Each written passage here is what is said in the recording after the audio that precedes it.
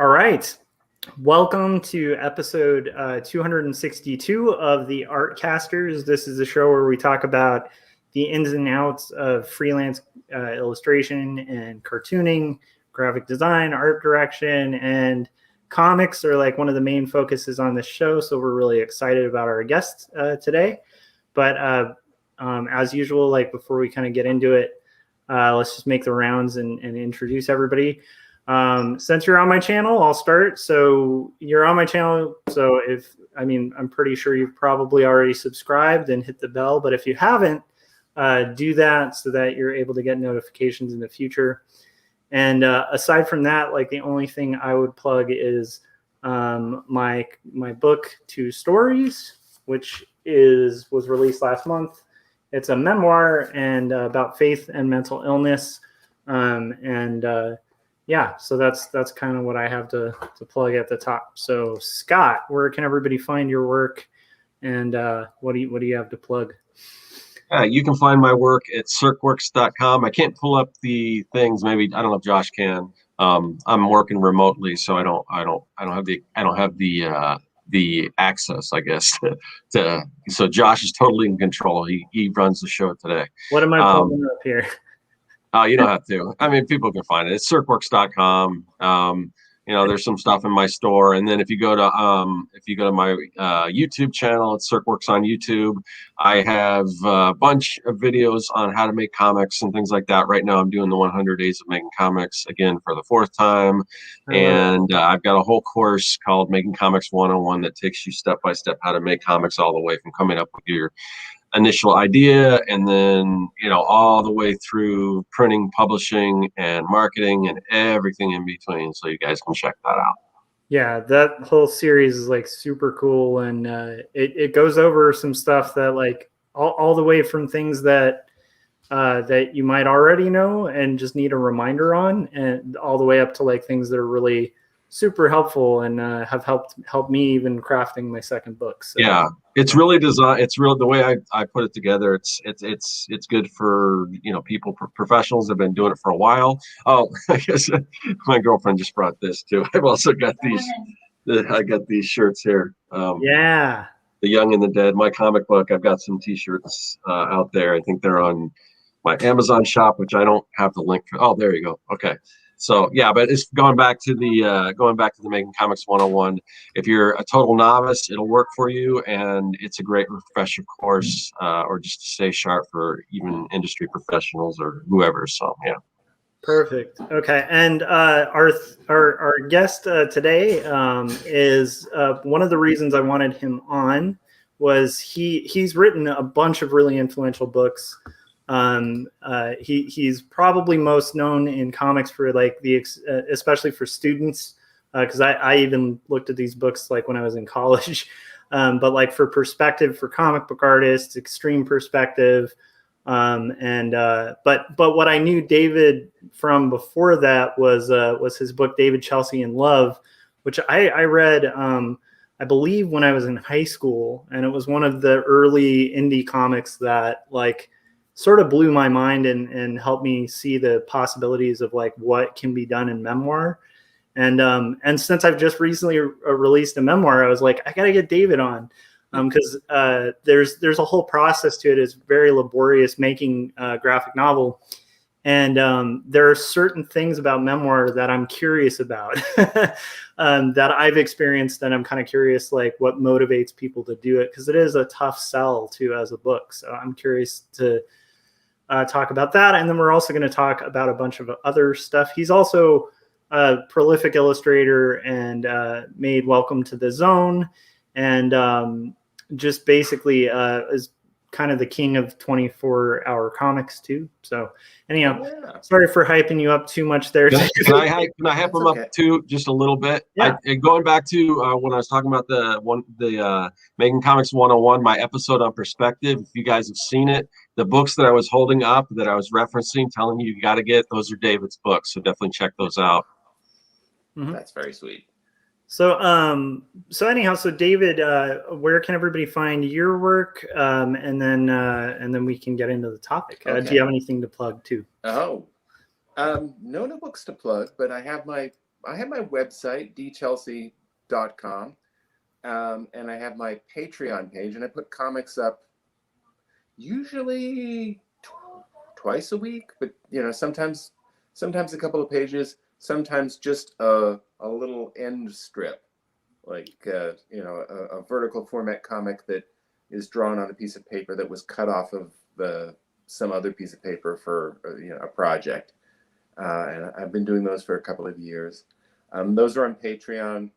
I'm also putting up perspective videos that I've been creating in After Effects, and I've been doing that for about a year. Putting them up on Patreon at the $4.99 level. You can see after about a year, I put up the videos that had been on Patreon. I put them up on YouTube. So if you just look on YouTube for Drawing Perspective with David Chelsea, there's a whole series starting with 1 point perspective. I love it, and these are really good videos. Much the same ground as the perspective books. Yeah, those videos are excellent, and they're we talk about After Effects a lot on here, and it's like these are not like quickly shot videos. They're very like nicely animated and easy to follow. There's one on a cylinder I watched the other day that was just like fascinating, and it much like I was saying about Scott's stuff, like some of it is basic things that you learn in art school and then forget, and then some of it goes way beyond that. But the neat thing is the way you break it down is so digestible, and I think that's one of the reasons David's books are so great on perspective too, because they're comics within themselves too. So there's paneling and narrative in there that'll kind of blow your mind as well. So cool. All right, so let's. Oh, hang on, I got to check out the comments. So we got Frank hanging out in the chats and Keeman. How's it going, guys? All right. So let's get into the topic. So before we kind of get into more current stuff, I do kind of want to take you on the Wayback Machine and talk a little bit. I know that's the most cliche statement, and talk about David Chelsea in Love a little bit, in the sense of like, what was kind of the motivation to work in memoir in comics, of all the things to work on in comics, being that, at that time, I think that was a pretty tough sell. What was kind of the inspiration to get that going, like, I don't know if that makes sense, but. Oh, well, it was kind of trendy back then, early 90s. Back then you had Harvey P. Carr, and you had true. Mouse and Chester Brown and Joe Matt and Julie Doucet. Everybody was doing memoir or autobiography. Who? Oh, Dennis Eichhorn was doing a lot of things. So like practically everything that came out of Fantagraphics at the time was memoir. Yeah, that makes sense. Wasn't that unusual? Of course, I had been working on it for in one form or another for about 8 years or something. Actually, when I started, the person who was really influential on me was Linda Barry. Oh, nice. And it wasn't so much that she was doing autobiography, but she was doing man, woman, relationship, poisoned relationship stuff. And, I mean, so would people like Jules Pfeiffer, but, she had a kind of a punk sensibility. She was kind of my generation. So she was one that I read a lot. Wow, that makes sense. I mean, and you're right. I think like with in the kind of independent comic scene, like that was a big thing at the time. Oh, now I never read, or I didn't read until years later, Binky Brown. Supposedly that's the big influential one. Huh. But of course, Crumb had been drawing himself since the early 70s. Yeah. Stop drawing anything else, but to draw all these comics featuring him, and Yeah. and collaborations with Aileen, of course. Yeah, and you had all this stuff coming out in Raw too, like, Mhm. or, so like a little bit before the 90s, but I'd imagine like when you were conceiving of it, because it started as like a strip, right? Like a newspaper strip, or... Was never newspaper strip. I mean, first it was just a little strip that I drew in my sketchbook, but Oh, okay. but then I drew it kind of intending it to be a newspaper strip, but I couldn't sell it as a newspaper strip. Nice. And I actually would draw them and give them away at performances, because I had sort of a performance act in New York back then, and I would perform like a couple of times a month, and I'd try and get a couple of strips ready, and I figured people would come back. Of course, it would have been smarter for me to change my material. It's a hard one though. I can't imagine.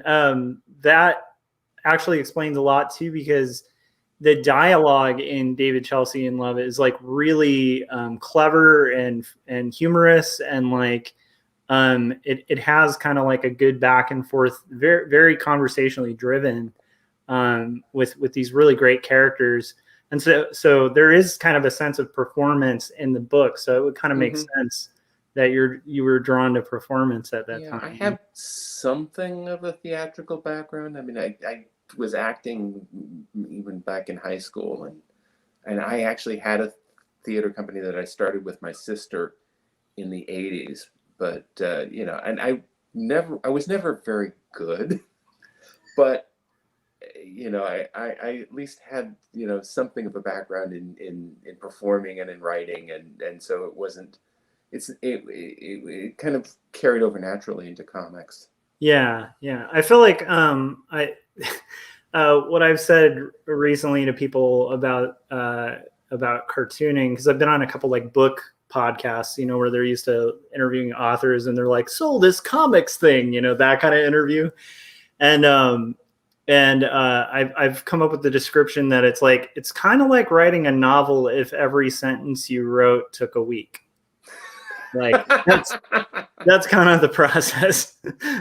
Although with you, David, like you're like the 24-hour comics, it's like I've seen you work. You're very very fast with layout, and so I don't know, maybe it would take you half a week. Well, 24-hour comics. The David Chelsea in Love, I spent much more time on. Yeah, 100%. Yeah, and possibly I should have been doing 24-hour comics much earlier. I'd have produced a lot more, but I didn't hear about it until years later. Yeah, that makes sense. So okay, so I'm gonna try to burn through all my David Chelsea in Love questions. Most of them are just about process of making it. So so when you were crafting the memoir, like I'm kind of curious about this, like about the reliability of memory, because in my process of writing about something that was like probably from about the era it took place in was probably when I first met you in Portland. So it was like maybe a decade ago. And my memories of certain things had already altered a little bit. And so I had to like actually kind of check with friends who knew me at the time to make sure I was being as like, because, and I think it depends on the kind of story you're telling, but the one I'm telling, I really felt like I needed to try to get as close to truth, right, as I could. And what I found was like, there were so many times where I'd written an entire chapter or something where I had to take a character out because I had taken an event from like the week prior and somehow blended that in my memory with the week after. And I was kind of curious if you had issues like that, like you were working. Your mistake here is in running it by other people. If you just rely on your own memories, there's no one to tell you that you've gotten it wrong. Ooh, I like that. Well, there were a few people I didn't run it by, so that's good. There were also a couple of people that I ran it by where it was problematic. And I was like, well, I'm still going to write it. So that was interesting too. I don't know if you had that experience at all, like where, were there Yes. characters Yes. in it that weren't Yes, fond of it? there were people who took exception to some of the ways they were portrayed. Yeah. Well, Okay. I was Go going to ahead. say, well, I was just going to say, memory is just a weird thing. That's why, I mean, I've done some research on stuff like this, and I think I was listening to the Stuff You Should Know podcast, and they were talking about like police lineups and eyewitness reports and how inaccurate they are. Yeah. And so it just and just people's minds play tricks on them. I mean, it's just bizarre. And they were saying how they probably shouldn't even be legal because they're just so off the mark half the time. But yeah. Yes, and I mean, if you're going to be absolutely true to life, probably you're going to bore everybody stupid. That's true. Yeah. You do want to boil things down. Yeah. You do want to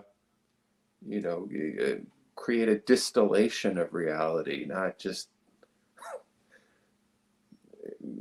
leave all the boring parts in. Yeah, for sure. I think that's part of why, like when so Scott, for instance, does a comic about it's called Young and the Dead, and it's kind of like Goonies meets Night of the Living Dead. It's like a fun kind of all ages comic. And sometimes when we're talking about comics, like he'll kind of be like, well, I do like kind of fun comics and stuff, and they're not really like true to life kind of thing, but there's truth in it.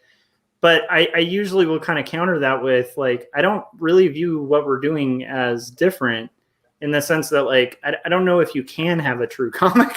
You can kind of attempt it, but in my attempt at it, I realize like I'm even if I'm fully accurate, I'm still curating it. And so it's been really, I don't know, to me, that's been really fascinating. So what you could do is you could take security camera footage and just reproduce it, as near as possible. Yeah, that's true. That would be pretty dull. I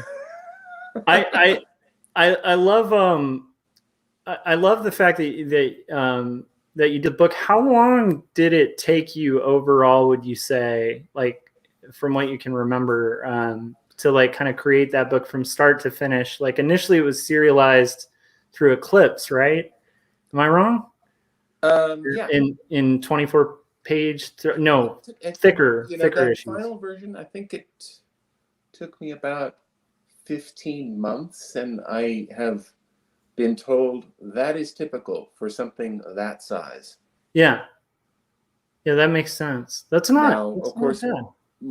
my first book of 24-hour comics is like 96 pages, which is that's maybe like half the size of David, Chelsea, and Love. That took me 6 days. Just like creation. That's amazing. So on the 7th you rested, I'm sure. Yes. So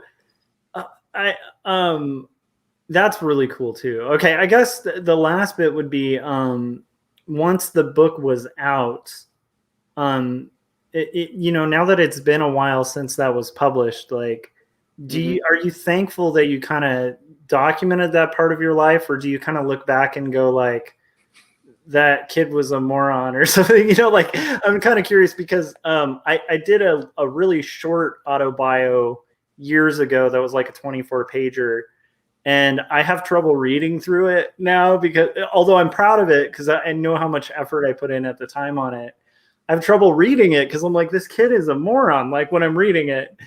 And you know what I mean? Because I'm like, I'm far beyond the age of when I made that. So it's like, I'm kind of curious what sort of your perspective is on it now. And if there's anything were you to approach a story like that, like maybe you do differently, or anything were you to approach a story like that like you felt you did well that you'd repeat, Well, that's a weird question, but it was of its time, and I was somewhat removed from the events but maybe not enough.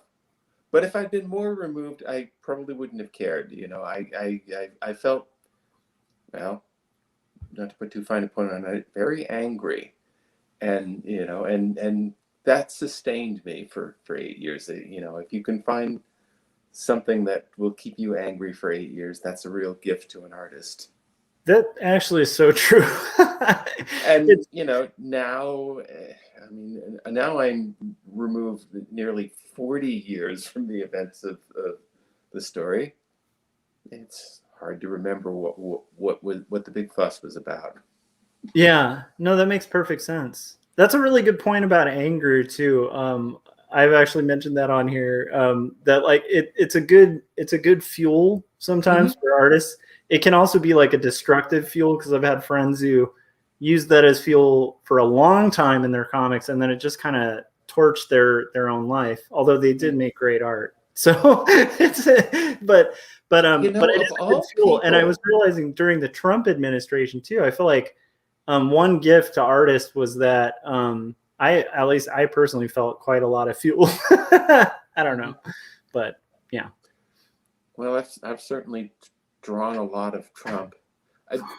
I was about to say, of all people, John Updike, who's one of my favorite writers, said that there's a lot of anger in his work. People don't see it, but it's there, and it's kind of the secret ingredient. Yeah, that makes sense. It's a good driver. I think even in art, like I think some of the most influential people in my life were probably people who said I couldn't. It's like the people who believed in me were very influential, but with my personality, like the people are like, F you can't do that. I'm like, oh really? You want to say that? And then I like the part of me that likes punk rock and stuff just wants to fight that that kind of I don't know. Thinking about Trump, it's hard to know at this point. I mean, Trump generated so much in the way of cartooning. But it's hard to know what's going to stand the test of time. That's true. And my guess is maybe the thing that the comics or the fictional piece about Trump that people are still going to want to read decades hence, maybe even hasn't been written yet. But I don't think it's about Trump. I don't think it's about me or you or my anger at Trump. It's got to be about the people who believed him, who supported him, who personally, who are your friends, who are in your family. I mean, I think that's really where productive anger can be directed, or that might be the fuel for a story. I mean, imagine a breach in your family. I'm fortunate enough that there are people in my family who support Trump, but they're kind of at a remove, and we don't talk about politics, and it hasn't gotten personal. It hasn't ruined any Thanksgivings. That's good. I don't think I have a story to tell there. That's good. It's interesting. I do feel lucky. I don't have a ton of family members who kind of fell into it, but I also think like that could be a really interesting story from the perspective of somebody who was doing that, like almost like a character study or something would be really interesting too. I have Facebook friends. I have one guy, I'm not going to name names, but he's another cartoonist, and he's a very good cartoonist. And I'm so baffled by the turn he's taken. He seems to be so Bernie that he's become Trumpy, and he spends all his time talking about how senile Biden is and how crooked Hunter Biden is, and and how conspiracy-minded Democrats are, and it's just kind of like, okay, and maybe he can produce something out of his cracked worldview. Maybe he can be like Jack Chick or something. That's true. It's true. There is something. It's funny. I'm not like a fan of Jack Chick, but I am a fan of Jack Chick. Like in a weird, like he's like I would love to collect the original track. I'm a big fan of his stuff, but he hasn't brought me to Jesus. Yeah, for him that would be the only thing that counts. Yeah, and that's the weird thing is like it wouldn't like I'm actually a believer, but I wouldn't have gotten saved by those tracks, but I definitely find them humorous because they're just so over the top and kind of, I mean, I don't know, they're so representative of like there is a unique style to those things. Mm-hmm. So it's got like the appeal of like a Tijuana Bible or something where it's like just has this like really kitschy quality to it that's so unique. I knew a couple of people who collected them too. Yeah, well, I could see collecting them.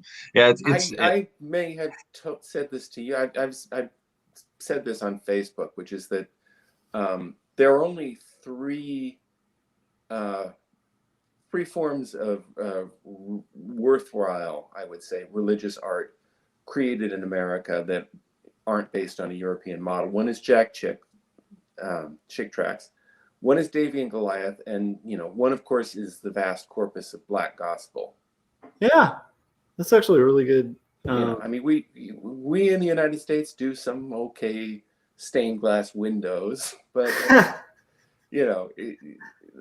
that's what's original, as far as religious arts, and maybe as a believer, you could add something to that, but that's all I can think of. No. I think most of the art's pretty terrible. Somebody suggested Veggie Tales, but I don't know that. No. I used to watch Veggie Tales with my kids, even though I'm not really religious, but it was a great show.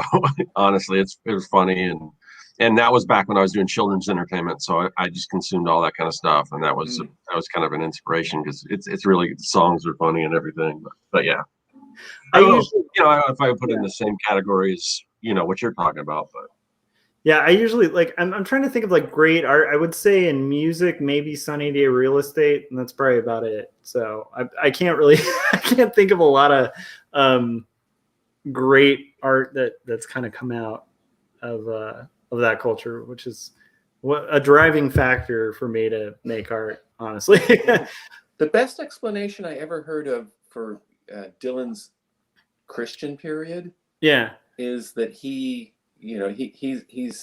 such a fanatic for American roots music. He wanted to add to the library of gospel music. It's true. That is a good album. I'm blanking out on the name. There's more than one. He's Got to Serve Somebody. The one that had that on it. Slow Train Running. Yeah. Yeah. I think so. Did his Christian period only last one album? I think it was two. Right? Okay. Wasn't it 2 albums? I can't remember. Okay. It kind of coincided with Neil Young's Reaganite period. Oh man. that's a rough one. Wow, that's so great. It's this is bringing me back a bit because I do recall the times David, you and I hung out, like we'd just kind of talk music for a long time. And that is a great rabbit hole. But it's like I actually think that's good inspiration too for art. And I think with cartoonists, there's definitely, I rarely meet a cartoonist who's not like pretty deeply into music. Well, you have to fill up those lonely hours somehow. Yeah. Although a lot of times I fill it up with podcasts. Yeah, same here. That's kind of my new jam too. Podcast audiobooks. And then the neat thing is a lot of the people we have a pretty active chat going, but a lot of the people in the chats are filling their time up with us as like a podcast type thing. So, I hope if they're artists, I hope they're looking at their work. Not that much to see here. Yeah. Most people kind of usually draw and stuff and create while they listen to us. So yeah. Draw me, I'll hold still. Uh, I think actually that's a good idea. That's a good pose. So I want to get into some of the stuff we were talking about a couple days back about 3D mapping, and to kind of get us from David Chelsea and Love to that. Prior to kind of 3D models and stuff like that, you were mentioning a method that a lot of cartoonists use of sculpting figures, and I just thought that was fascinating, and I wanted to hear about that because I don't know if I've heard of that, which might make me really nice. I started on David Chelsea and Love, and I don't have any of the models. They were all in plasticine, but I started making little plasticine heads of the different characters, and kind of eyeless, earless, hairless, but just the shape of the chin, the shape of the nose, the shape of the brow, just to keep the characters looking consistent. Nice. And for my second graphic novel, David Chelsea and Love, Welcome to the Zone, I got more elaborate, and I did these maquettes, and this is one of them. And it's so cool. This is another. Here he is. Mug. These were both characters from Welcome to the Zone, and they were like, Welcome to the Zone was ambitious. I was trying to create this sort of Robert Altman, John Sayles multi-character story, and there were like 24 main characters, and I made little plasticine puppet maquettes of all of them. Most of them haven't lasted. These two were actually done in Sculpey. They're permanent, reasonably permanent. So, and I used those. I took Polaroids of them, and we're talking about the mid '90s, and also just sort of had them around, and having them around made it easier to draw the characters. And the nice thing about these is also that you can light them. So, I mean, you can see that there's a little bit of a light on this one. That's great. So you can get reasonably realistic light effects. Now, I was not taking photographs and using them directly as art. I was using them as reference, and and making changes and making them a little better. And I think that's still kind of the approach that I do now that I've moved on to doing 3D modeling as reference. That's awesome. Okay, so I my day job's like working as an art director, so I've worked with like 3D modelers like that are like outsourced for specific like sculptures and stuff that need to be done overseas, right? Mm-hmm. But I have never personally dipped into 3D modeling, and I found most of the programs kind of confusing when I've tried to play with them. What have you worked with?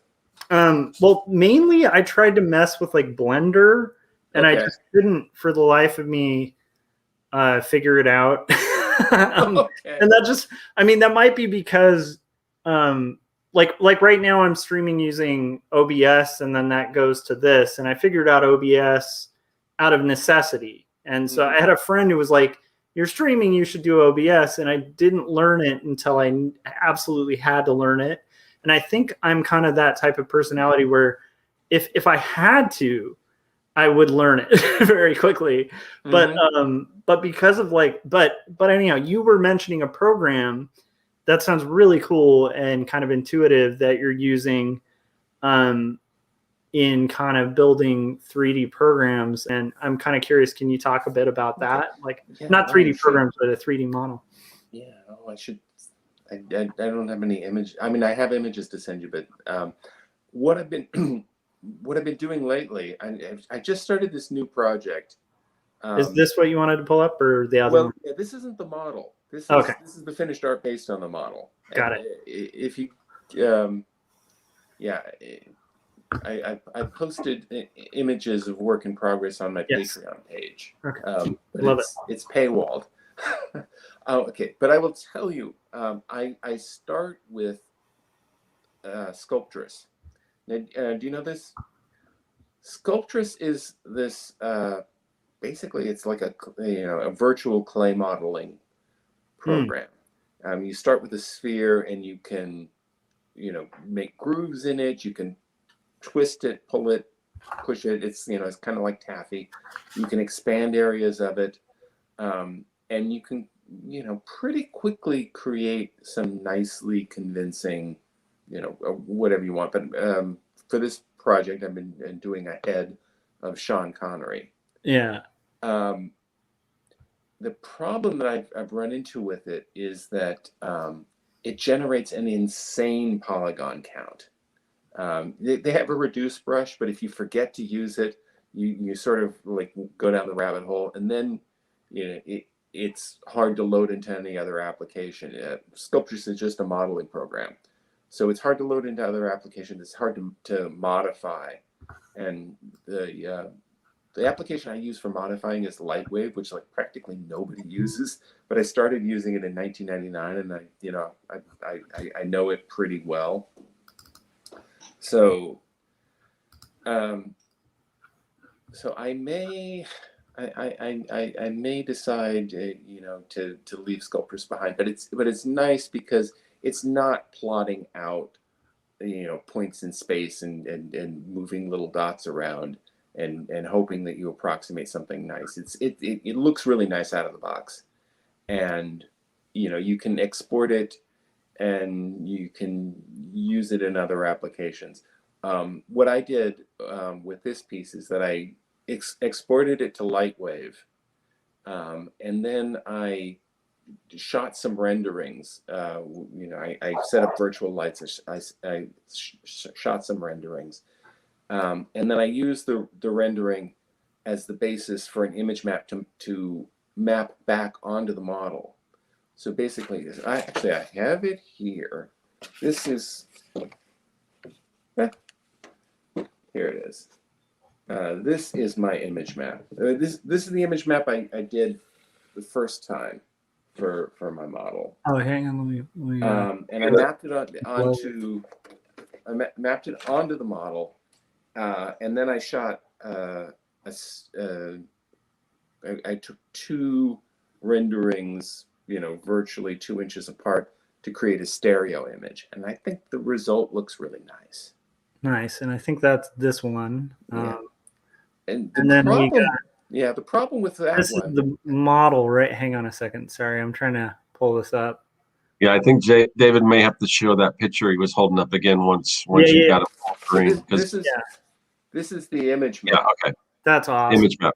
Yeah, and this was based on reference taken from an infinite distance because I wanted to eliminate any kind of perspective distortion. But the rendering was shot very close up, so it gives it more of a caricature look. That's really cool. The problem with it is that it works frontally, but you can only turn it a little bit before you start to see the seams in it.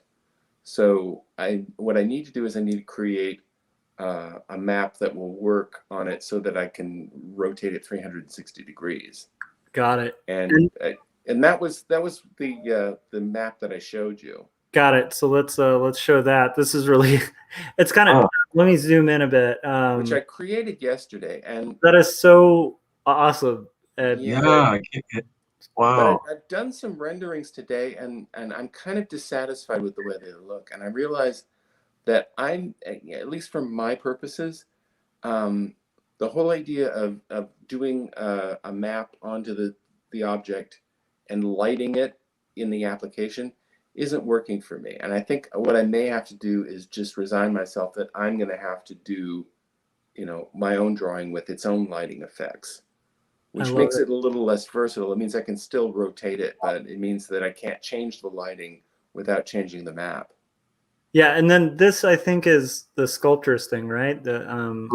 That's like kind of what you were mapping it onto. That's so fascinating. And there's more of this to check out at his Patreon as well. That is crazy. It's so cool. Like the thing I love about David's projects too, if you're following them, is like they vary so much. Like he's got a whole series of like palindrome strips, and like there's just this playful nature to the way you approach art that I think is just really cool and fun to follow. So, and you're always experimenting with like awesome things. Like I'm going to make a 3D head of Sean Connery. That's like the coolest thing.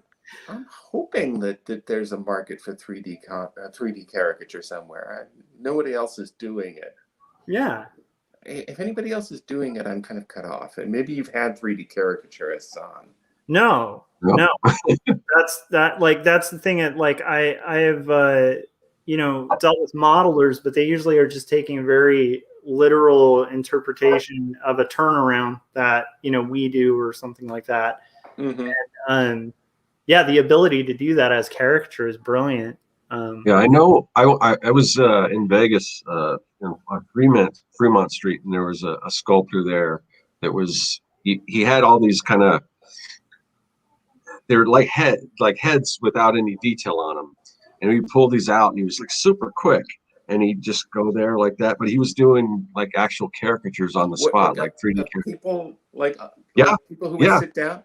Yeah, like you would normally go to a caricature, but caricature artist. And it must have been, I think he must have been maybe passing it on to his kids or something, because I went another time and there's a younger guy, both Asian guys, and he was doing the kind of the same thing, but I was just amazed, but it was just, he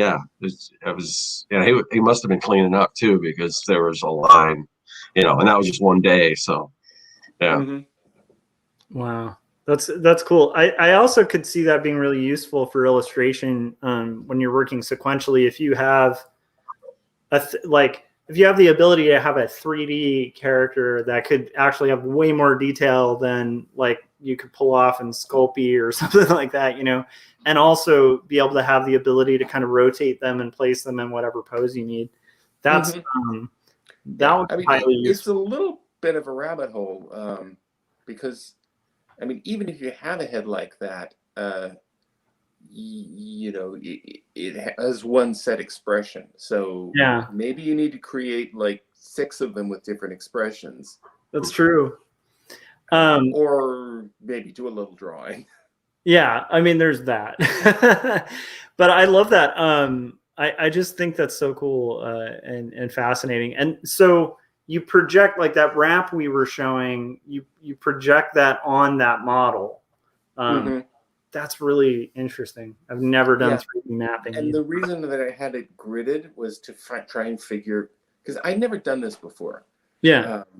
And maybe there's some sort of set technique to it that every modeler learns. But I'm doing this up in my studio all by my lonesome, working off of YouTube tutorials or something. So I figured, okay, I've got this model. It's pretty good. How do I do a map that I know will map onto it, cylindrically? So I just did this square grid and projected it onto the model, and then kind of noted, where's that eyebrow? Where's the edge of that eye? Where's the mouth?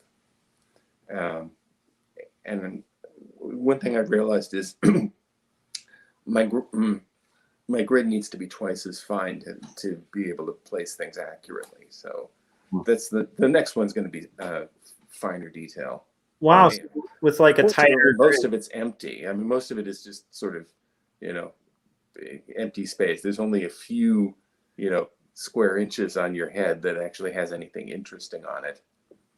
That's totally true. Wow, that's so cool. And just like seems like it would open up a whole bunch of possibilities for uses. And then you also did a 3D, or your daughter did a 3D print of this. Yes. Oh, you saw the pictures of those? Yeah. Yes. Now I haven't seen it. She's in Los Angeles, but I sent her the file. And she has a 3D printer at home, so she printed it out. Oh, okay. So you were sharing that picture, I guess, but it was cool. It was just really neat. And that's the other cool thing is we live in an age where if you learn 3D modeling, and I think that's also one of the reasons, like what David was mentioning, where you don't want too many like fractals because it can complicate like a 3D print. But it is cool that if you learn 3D art, like in we're in the coolest era to probably learn that, because at this point you can pretty much print it off like in 3D, which is insane, depending on the printer, right? Because I think there's still a little bit of sanding and stuff that has to happen after. And I have to tell you, this other project that my daughter did. She was in some sort of class. I don't know exactly what the deal was, but part of this class was getting a CAT scan or getting like a brain scan. So and as I think she was participating in a study somehow, but they gave her a computer file of her brain, and since she has access to the makerspace at her college, she figured out that she could print the brain out as a 3D model. That's amazing. As a basically as a plastic sculpture, and she gave those to everyone in the family as Christmas gifts. Oh, wow. That's awesome. That's like one of the coolest gifts you could give. I mean, no one's brain is your brain, and here's a replica of my brain. Like that's pretty cool. Wow, what a weird universe we live in, where you can 3D print a copy of your brain from an MRI scan. That makes me want to go on a tangent about a story of a brain, but I think we should stay on point. Oh, I'll tell it because it's art related. So we had this anatomy class when I was working on my BFA at Cal State Long Beach, and the fine art building was right next to the biology building. So in anatomy, we'd actually have like a section of the class where you'd go and you'd draw like actual corpses. And it was fascinating. I mean, it was super disturbing, and most of us couldn't eat for like a week after that. but it was really fascinating, because it's like you really are learning musculature from like the actual thing. But I remember when we walked in the lab, it's like we meet all these like very dark humored med students, because they're around this all the time. So they're like, you want to hold the brain? Like they had a brain in like just floating in a vat of stuff, and about 4 of us held a human brain. It was kind of a very surreal, weird, crazy experience that is one of those like only in art school. Would you didn't draw it? We did. I did. I have sketchbooks of brains and corpses and anatomy. I never drew brains. I did an anatomy course where we drew cadavers in New York. Yeah. I mean, I sketched the brain, but just because it was like we were in there. It's one of those like darker side. Like to somebody who's a non-artist, it's kind of similar like life drawing classes, where non-artists, like sort of even in fiction, like people who haven't drawn usually are like, it's a life drawing class and all it is this crazy orgy or something, and that's not what life drawing classes are. I mean, it's a sublimated orgy. Yeah, exactly. But it's fascinating, like the perception I think people have of like what goes on in art school, and then when you've drawn like here's an example of like what art school does to like your knowledge of anatomy, and also how many people you have to draw like nude. By the time my wife and I moved to Portland, we were at a car stop in the naked bike ride that happens every year at Portland.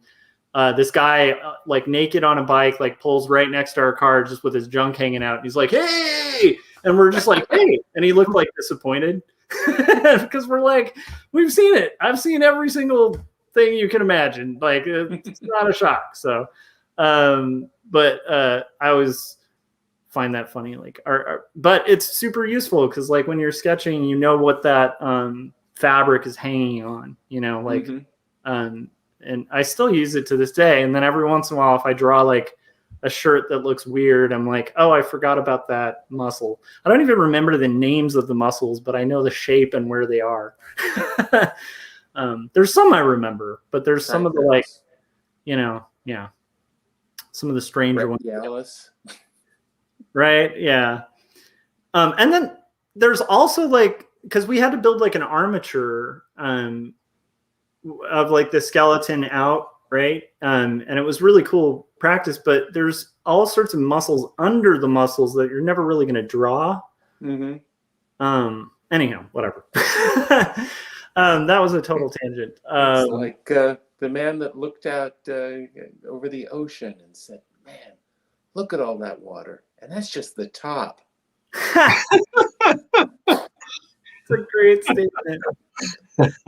Oh, I love it. One of our viewers said he quickly sketched David and posted it on Instagram. So we'll have to keep a look out for that. And then there's a lot of talk on. This is Corey talking about. Because I was talking about earlier 3D printing. That's like it's like it's spray. It kind of has like a tiny little tube that squirts out and does circular movements of like whatever filament it's using. But there is this new version of 3D printing that's like UV light and it doesn't require sanding, which is nuts. It's UV light that's like frozen and turns solid. I think the UV light actually just kind of carves it or something. I don't know. I read something about it. I know also there's UV printers that print ink on like hard objects and stuff. But yeah, that's interesting. I just got a crown, and I asked them. It's like it's made out of the same stuff as cubic zirconium, and I asked the dentist, "So do you 3D print it?" And he said, "No, actually, we start with a block and we mill it." But it must be somehow computer guided because they worked from a scan of my tooth. Huh. That's so fascinating. Yeah, I wonder why they couldn't or maybe they do, Well, I think if you 3D print it, then you'd have to sand it. Well, not according to this UV. You can't 3D print CZ. I don't know. Yeah. I know you can 3D print metal, so you should be able to 3D print just about anything. I think you print food. I think does somebody do ice sculptures by 3D printing? I think you can do that too. I don't see why that. not. I can imagine if it's kind of reducing or if it's like freezing it as it comes out. Maybe I don't know. It's a fascinating world though, and I think the cool thing about the idea of like doing these 3D models as artists is like the fact that it is kind of a new. I mean, it's not entirely new, but the ability to the accessibility of it is very I don't think we've ever been in a scenario where it's so available. There's so many programs and so many possibilities for actually making it into a real object without having to have like a $200,000 machine in a factory somewhere do it. Some person, do you want to pull that up? He said some person that says it UV cures it. Got it. It's like a glue that works with UV light. Interesting. That's so crazy. So maybe it's like spits out the glue and then it cures as it's going up. I don't know, man. That's fascinating. Outside of my pay grade, I don't understand this stuff. But I think what's great, and I think this is like a testament to how David, like how you approach, like it seems like you approach most things in art where you'll kind of lean all the way in and sort of figure out the inner workings of things. Because like, once again, your perspective book's a lot different than a lot of perspective books. A lot of perspective books will be like, here's the basics. That's what you need to know. And here's some very boring text about it. And your book, like, you're like, not only am I going to give the basics, I'm going to give the skeleton of the basics and explain that. And I'm going to do it as a comic, so it's entertaining for visual learners. And then at the same time, like, you also go 20,000 times further to like processes of perspective that are just beyond what most people would play with. I mean, one thing that I came up with, I think I have never seen this in any other book, and I'm probably wrong, but I came up with a whole explanation of the the shadow of a lampshade on a wall, which is something that you see everywhere. Mm-hmm.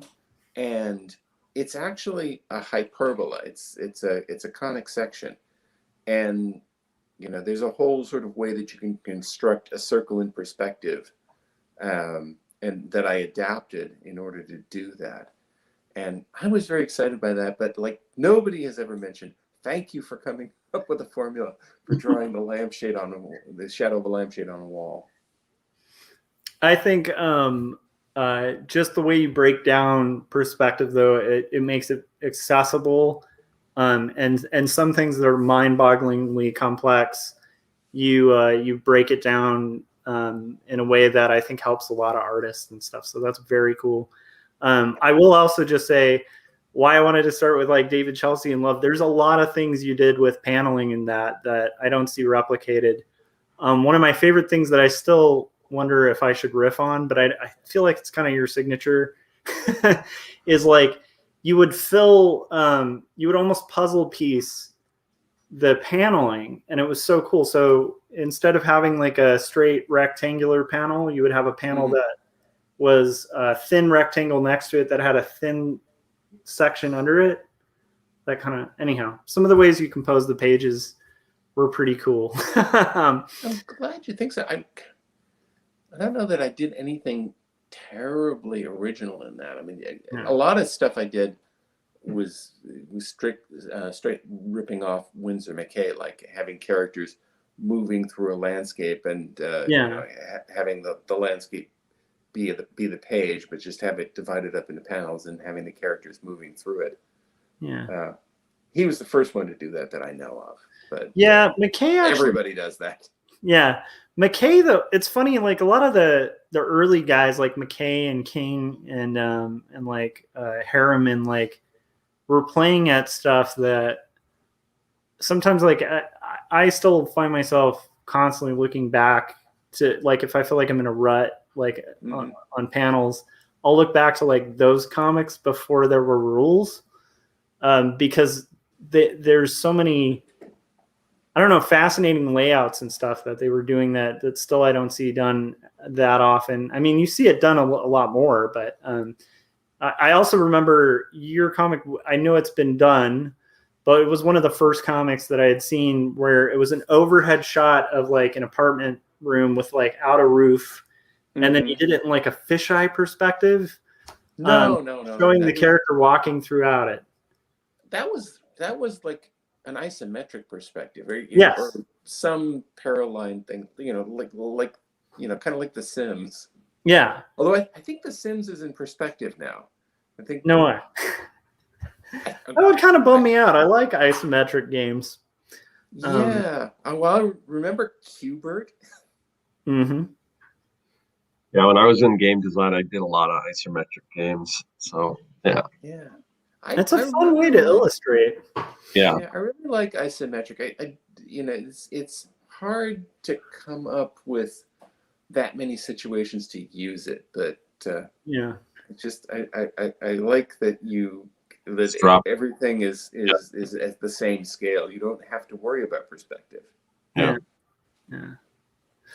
All right. Well, I just really appreciate the conversation, and it was super fun kind of checking in on what you're up to with the 3D art. And I definitely want to encourage anyone who's following this. David might downplay it possibly because it's a work from a long time ago, but if you can get a hold of a copy of David Chelsea and Love, I recommend it. It's one of my favorite memoirs in comics, so go get that. And then also seek out Welcome to the Zone, the perspective books we mentioned at the top. And more importantly, also go to Patreon. Something I should mention is, yes, this isn't exactly memoir, but I've been doing for the last bunch of months, I've been doing a strip that is based on dreams. Right there. Right I love that. This is the first page of it, and I kind of start off I'm mixing together a bunch of different dreams, but I start off by doing a whole bunch of dreams involving presidents. So starting with John Adams and William Howard Taft and Theodore Roosevelt, and Trump gets into it and Clinton gets into it. And then it sort of segues into movie stars. So you see Groucho Marx and Jimmy Durante and Lucille Ball and Michael Caine and Robert Redford.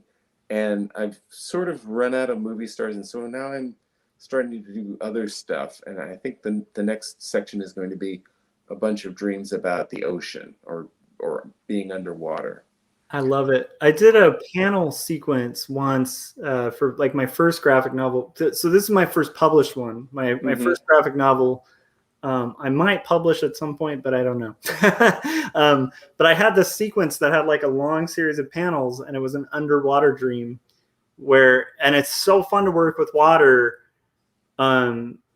I did something kind of similar in Two Stories too, where there's something about being able to play with gravity like that, where you can do really long, tall panels and sort of play with a lot. And I also love the idea of dream sequences in comics. I mean, you mentioned McKay too, and it's like if you mention dreams in comics, it's like Little Nemo, right? But it's such a cool landscape where that in itself is kind of memoir, and it's like a way of doing almost like slice of life that's complete fiction. Yes. It's really cool. Yeah, and I'm enjoying it. I mean, it frees me from a couple of things. One is the fear of or the worry that is this original? I know this is original. I mean, it may be unconsciously repeating the eternal subconscious or the collective subconscious, but it's something that I truly observed or recounted that belongs to no one else. The other thing is it kind of frees me from the obligation to be funny or to to try and or suspenseful or to tell any coherent story at all. I can just sort of kind of follow my nose. And what I've been doing is I post my dreams on Facebook just as a kind of a goof, not in exhaustive details, but just some sort of interesting scene or episode. I'll post them when I remember them. So I will go on Facebook and just if there's if I've got Robert Redford doing something, I'll just try and find every dream I've ever had that involved Robert Redford, and if I run out of Robert Redford, maybe he's in a dream with Michael Caine, so then I'll go to Michael Caine, so I can kind of kind of build a bridge from one episode to the next, not necessarily knowing where I'm going with it. That's such a fun thing. Yeah, I think Winsor McCay was just about as methodical. He was just goofing, and I think he actually, when he would start a strip, he wouldn't know how it was going to end. Yeah, I wouldn't just start drawing, and he'd get to the end of it, and it would always sort of tie up. Yeah, Nemo would fall out of bed. Yeah, usually he'd be back in bed, but it's like how he got from point A to point C or whatever, the B, like the middle was just whatever. And that's what makes it so fun to look at, because it'd be like, all right, this time we're going to fly over New York City, or this time we're going to fly over, well, usually it's Chicago, but still, it's like, it's just so cool. Or like, this will be underwater. This is going to be like just playing with some of my favorites are the ones where he does stretched figures. Where it's just like, for some reason, everyone's going to stretch in this world. I do feel like when I'm done with this, so I have a second book that's memoir, but I do, from talking to so many other artists and even just hearing you talk about dreams, it's like, it makes me ache to do something other than memoir when I'm done with this beast, which will probably take another year or two, so I'm I like, don't think I've ever seen you do anything other than memoir. yeah, I As mean, far as in comic form. yeah, because I think I was in the thick of the beginning of this thing when we started hanging out. So Interesting. that's Well, how long you could tell the whole story again from somebody else's point of view. I thought about that actually. That was fascinating to me too, was like taking a character who's like a side character in it. Maybe somebody's in like 2 panels and then doing their story. That would be fascinating, but that could also end up being an eternal nightmare. It's a hard one to decide, but like one of the things I love about creativity, and I think that's really well shown here, is the fact that there's so many launching boards and paths you can go, that it really is a matter of like kind of picking the path and sort of following that. So you can, like, with comics, like, and I mentioned this to you, David. I think you knew Jesse Reclaw too, where he used to do this comic called Slow Wave. Yeah, he would do. People would write in their dreams and he'd illustrate them. It was brilliant. It was like, and most cartoonists I knew when he was doing Slow Wave were like, I wish I had thought of that, because it's just such a great format. He had a limited number of panels. I think he'd do like 4 panels or 3. And then I did think of that before him, but I never did anything with it. I think I'm not the only one. He's just the guy that went out there and actually did it. Yeah, but the fact that he did it, I think a lot of cartoonists were like, that's just a really good way to do it. And of course he did it brilliantly, but that's another one of those ones where I was like, man, dreams they look really fun because they don't have to follow logic, but they also can have their own sort of weird twisted logic. And I think that's great. Cool. Oh, Frank said a graphic novel of Josh from the perspective of people in the chats. That could be disturbing. I'd read it. All right. So let's see. I think everybody should, like I was saying, kind of go check out David's Patreon, though, because it gets in depth with all this stuff and it's really fun to follow along. So I encourage everybody to do that. Yes, and all comic stuff is free. The sketchbook pages and the perspective videos and the work in progress stuff is all paywalled, but perhaps the free stuff will give you an appetite for the other stuff. I love it. Cool. And then lots of palindromes, plenty of palindromes. Those are so good. So he'll take a palindrome, which is, when you say like a string of words one way and you can flip it. I'm not explaining that for like Scott or for David, just for anybody in the chats who may not know. And he'll do palindrome comics, so kind of illustrate the flip, and it's really fascinating. I mean, it's pretty hilarious what comes out of it. That I thought was really good because it used a celebrity's name, which was Eugene Levy and what's her name? The woman from SCTV, O'Hara. Catherine O'Hara. They're at a pet shop and they're reaching into a cage and pulling out puppies, and they're holding these puppies. And in the background, you see Bob Balaban, and Catherine O'Hara is saying, "Nab a lab, Bob Balaban." That's so good. David, have you ever heard the Weird Al song Bob? Oh yeah, that's so great.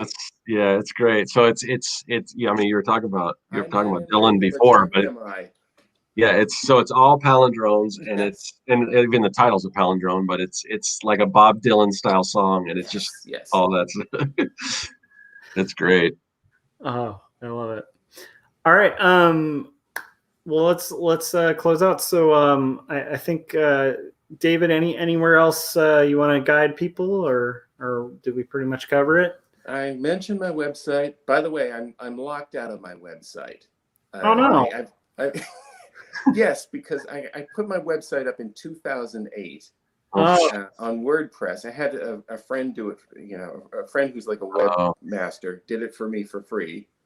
because we're like friends, and I think I traded some illustration, but that was fine until like a month ago when I don't post very often.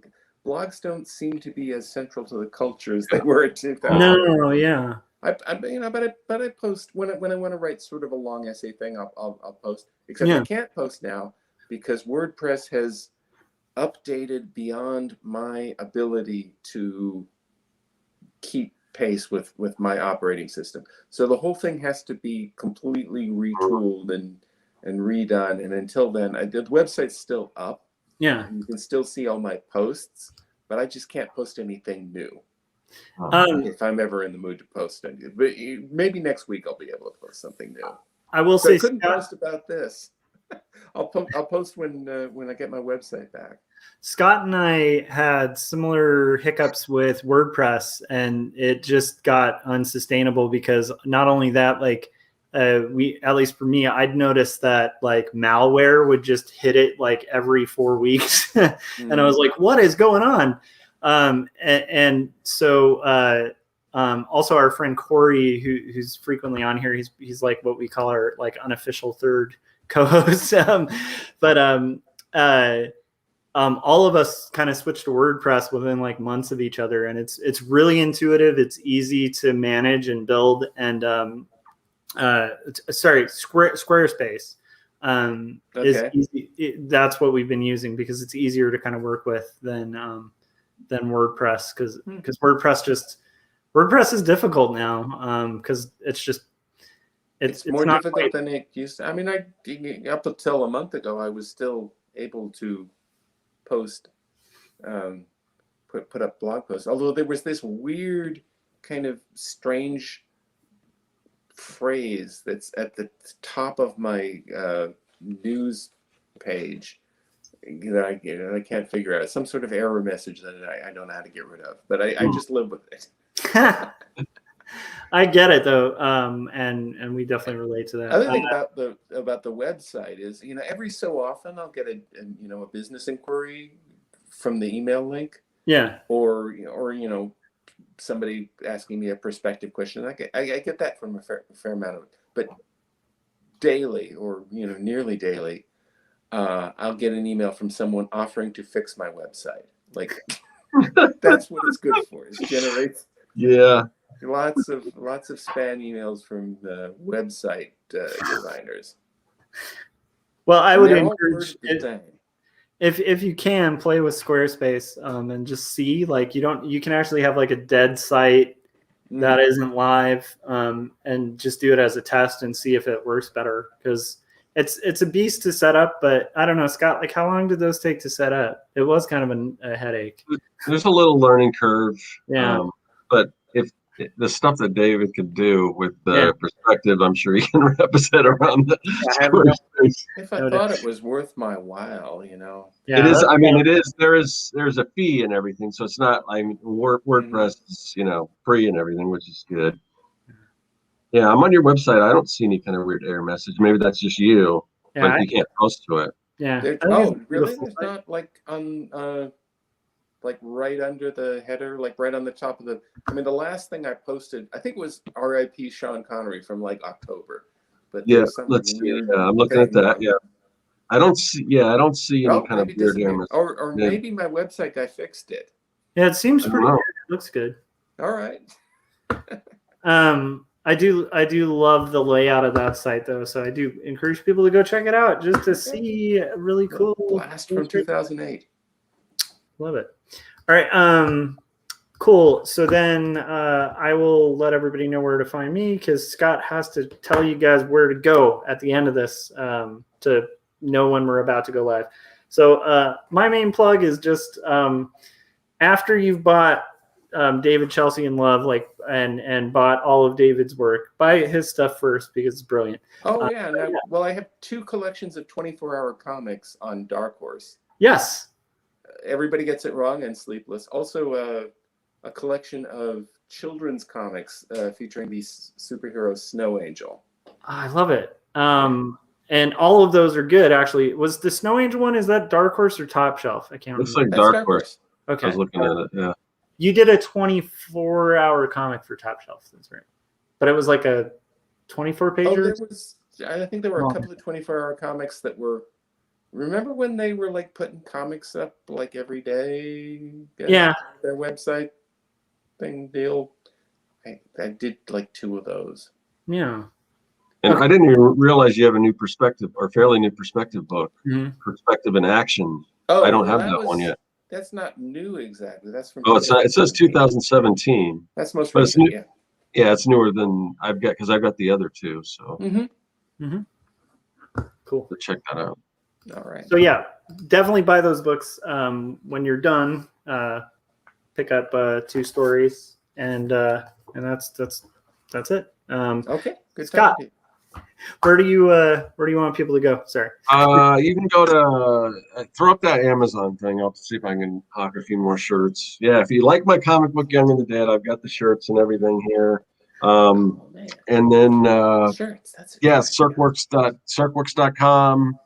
There's stuff on there, and just find me on YouTube. Check out the Making Comics 101 series, and also, like I said, I'm doing the 100 Days of Making Comics again. I'm in the middle of week 4 right now, which means I'm putting in at least. I mean, it's probably nothing to you guys, but I'm just because I'm doing a bunch of other stuff. But I'm putting at least an hour in my comic every day, so hopefully it will compound and I'll get it done soon. So. Anyway, that's what I got going on, and yeah. Oh, sorry. Where can people keep track of this whole crazy business that we do? Like, because it goes. Yeah, the best way to do that is to join our mailing list, and we don't spam you or anything like that. There should be a link in the description of this video. I didn't get one out today because I'm kind of working remotely, and I don't remember my password for MailChimp, so no newsletter today. But typically every week I'll send out a newsletter, and it'll tell you who the guest is going to be. It'll tell you, it'll give you a link. It'll tell you what the topic is and the day and time, all that kind of stuff, because YouTube doesn't always share that information. So that's the best way. So definitely check that out. Awesome. Oh, I also forgot to mention, check out the 24-hour comic documentary that David's in too. It's really good. Oh, yeah. Is that streaming anywhere, David? You know, Amazon Prime, I believe. Is it? I think that's where I saw it a couple of years ago. I wasn't sure. It might also be on Hulu. Yeah. Who knows? So yeah, lots of good stuff. I've seen it on Amazon Prime. I love it. David, thank you so much for joining us. Yeah. Thanks to everybody in the chats for joining us, and we will see you guys next week. All right. Later, everyone.